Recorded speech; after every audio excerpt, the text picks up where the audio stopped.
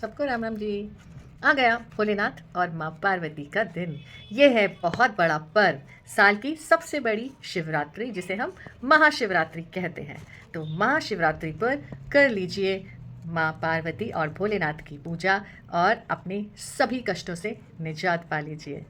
वैसे तो हम भोलेनाथ को कहते हैं कि ये सिर्फ एक लोटा जल से ही प्रसन्न हो जाते हैं, लेकिन यदि आप प्रॉपर सभी चीज़ें जो इनकी पूजा में आवश्यक हैं चढ़ा दें महाशिवरात्रि के दिन, तो आपके सभी कष्ट दूर हो जाते हैं। कहते हैं ना, प्रभु की कृपा।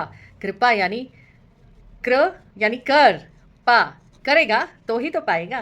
तो कर लीजिए और पा लीजिए कृपा। नोट कर लीजिए आपको क्या क्या चढ़ाना चाहिए इस दिन। सबसे पहले गंगा जल, दूध, पंचामृत के सभी आइटम्स अलग अलग से चढ़ाएं। दूध, दही, शक्कर, घी और शहद, ये सब आप अलग अलग से भोलेनाथ पर चढ़ाइए, अभिषेक कीजिए।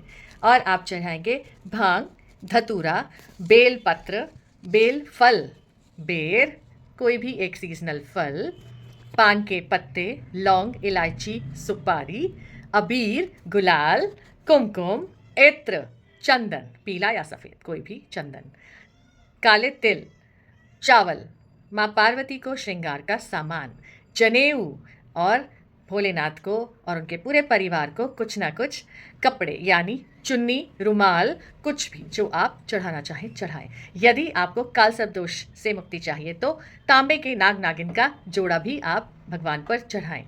और आपको यदि अपने दुश्मनों से मुक्ति चाहिए तो आप एक त्रिशूल और एक डमरू ज़रूर चढ़ाएं।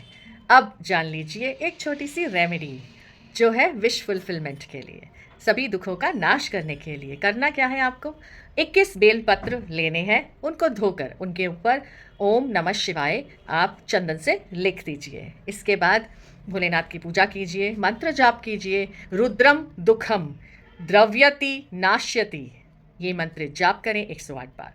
फिर उसमें से 5 बेलपत्र वापस अपने घर लाकर अपने लॉकर में रख दीजिए।